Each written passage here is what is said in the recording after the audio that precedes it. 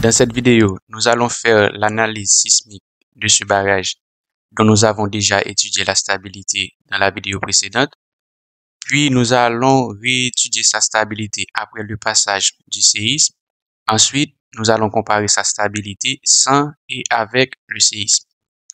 Je vais commencer par ouvrir le logiciel GeoStudio. Puis, je vais créer un nouveau projet. Dans ce projet, je vais utiliser l'option Metric Leader. Maintenant, je donne un nom à mon projet.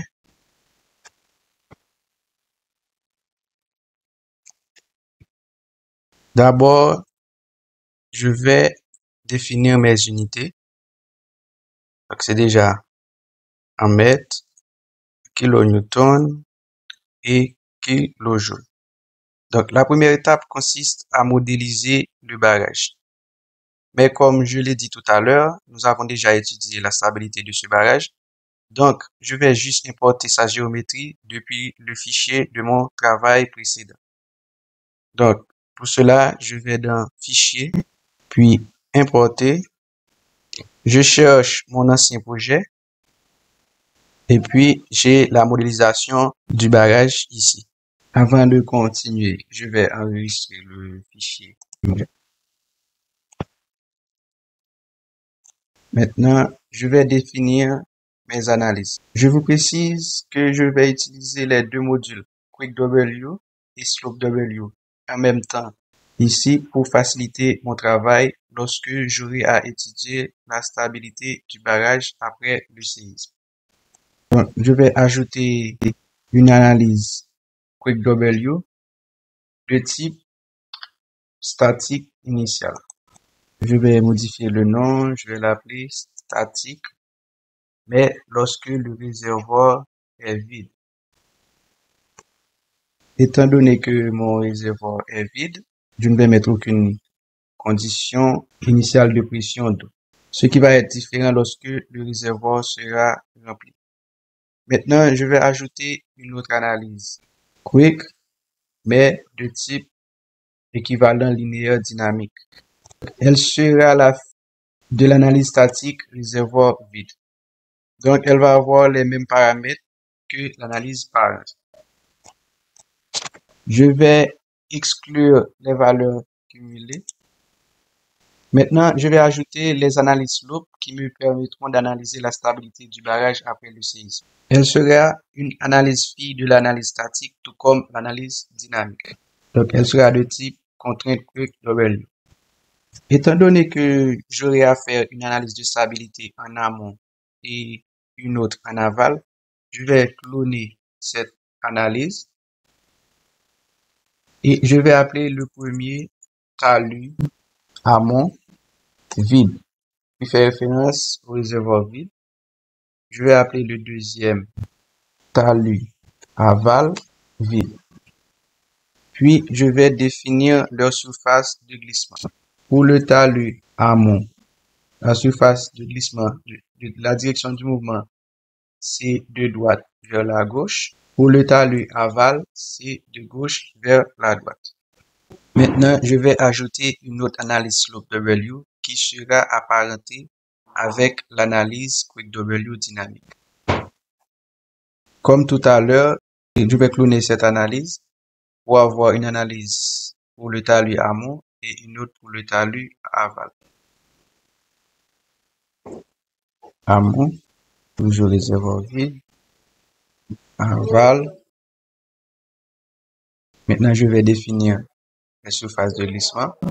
Pour le talus amont, c'est de la droite vers la gauche. Pour le talus aval, c'est de la gauche vers la droite. Et je vais aussi définir les surfaces de glissement critique. Je vais aller ici. Je vais faire autre analyse studio. Je vais faire parcourir. Ici dans l'analyse. Pour le talus amont, je vais prendre talus amont vide. Pour le talus aval, je vais faire la même chose. Talus aval, je fais OK. Maintenant, je peux fermer. La prochaine étape consiste à définir les matériaux du barrage. Allons ici, définir, je vais ajouter les matériaux. Je vais commencer avec le noyau. Pour le modèle de matériau, c'est élastique linéaire. Pour le poids volumique du noyau, c'est 17,9. Pour le coefficient de poisson, c'est 0,334. Et le taux d'amortissement, 0,1. Pour la constante Gmax, c'est 5 mégapascal, soit 5000 kilopascal. Ensuite, la recharge. Pour la recharge, 21,1 kN par mètre cube.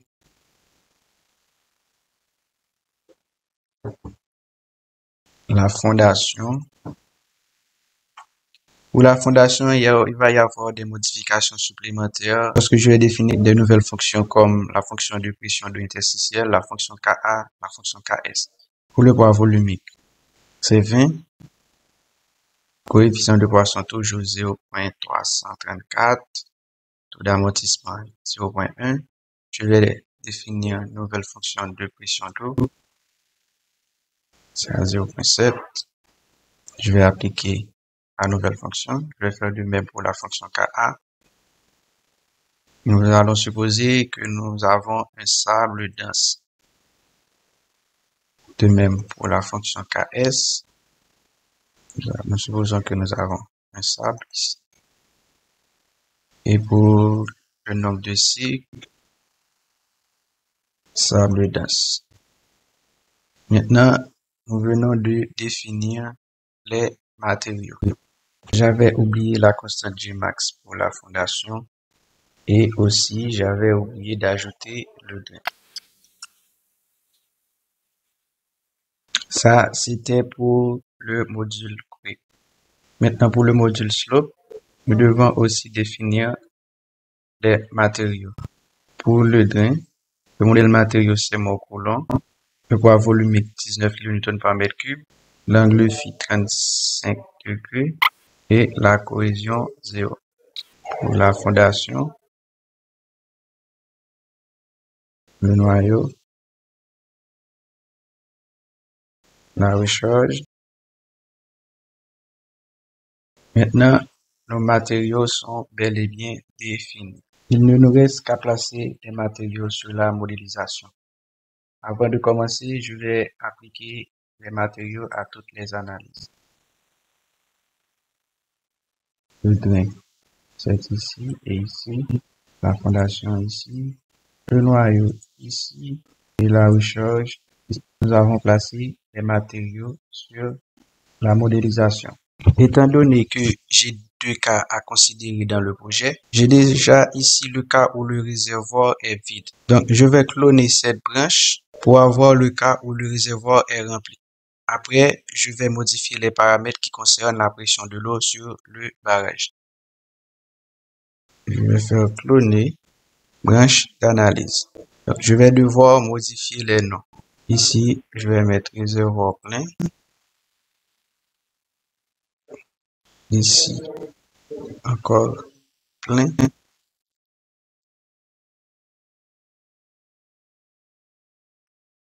Ainsi de suite.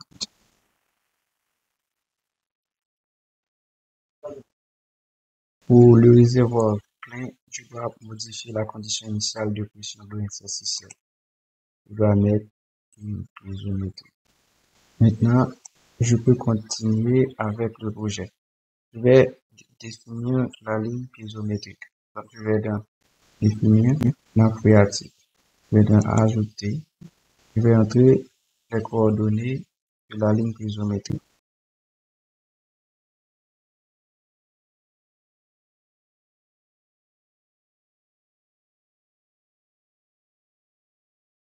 La ligne piézométrique a été définie. Maintenant, je vais dessiner les conditions aux limites. D'abord, pour le réservoir vide. Pour l'analyse statique, je vais fixer X, Y à la base de la fondation et je vais fixer X sur les faces verticales. Pour l'analyse dynamique, je vais fixer X et Y à la base et je vais fixer Y sur les faces verticales. Maintenant, lorsque le réservoir est plein, je dois ajouter une nouvelle condition aux limites mécaniques liées à la pression hydrostatique. La hauteur de l'eau, c'est 30 mètres. Pour l'analyse statique, je vais fixer X, Y à la base et X sur les faces verticales. Et pour l'analyse dynamique, je vais fixer X et Y à la base et je vais fixer Y sur les faces verticales. Je vais aussi ajouter la condition de pression hydrostatique. Maintenant, les conditions aux limites ont été définies. Nous allons dessiner des points historiques. Donc, je vais mettre un point ici et je vais mettre un autre point ici. De même pour l'analyse dynamique, je vais faire de même, je vais mettre un point ici et un point ici, ainsi de suite.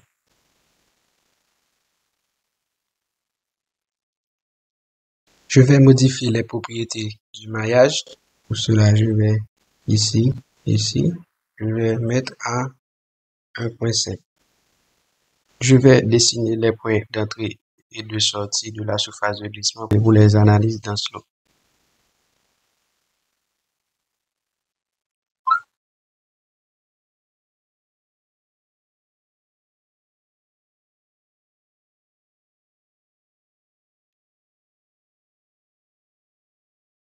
Pour finir avec les configurations, je dois définir mon accélérogramme. Et l'accélérogramme, c'est un enregistrement sous forme de graphique qui représente les variations d'accélération du sol en fonction du temps sous l'effet d'un séisme.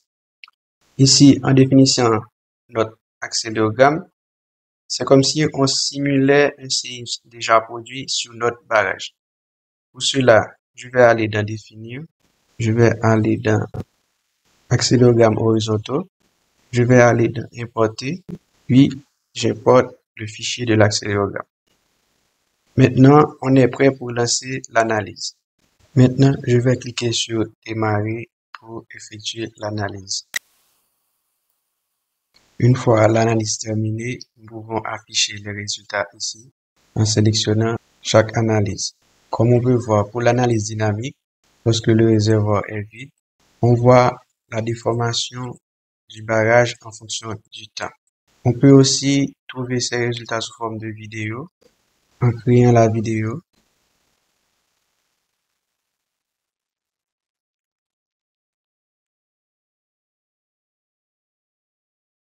Maintenant, pour voir la vidéo, on va le chercher dans le fichier d'enregistrement. Ça, c'est la vidéo pour le réservoir vide. Maintenant, lorsque le réservoir est rempli,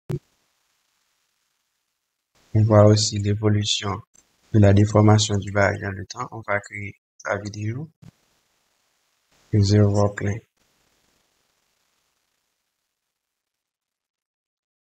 Une fois la vidéo terminée, nous allons ici. On va analyser sismique, réservoir plein. On lance la vidéo. Voilà le mouvement du barrage lors du séisme. On peut afficher aussi les résultats de la stabilité des pentes. On voit ici après le séisme, le coefficient de sécurité en amont, lorsque le réservoir est plein, est de 1.474. En aval, c'est de 1.207. Lorsque le réservoir est vide en amont, c'est 1.483. Et en aval, lorsque le réservoir est vide, c'est de 1.463. Le travail est terminé. Maintenant, je vais faire un tableau qui va comparer les valeurs de facteurs de sécurité des pentes de talus amont et aval avant le séisme et après le séisme.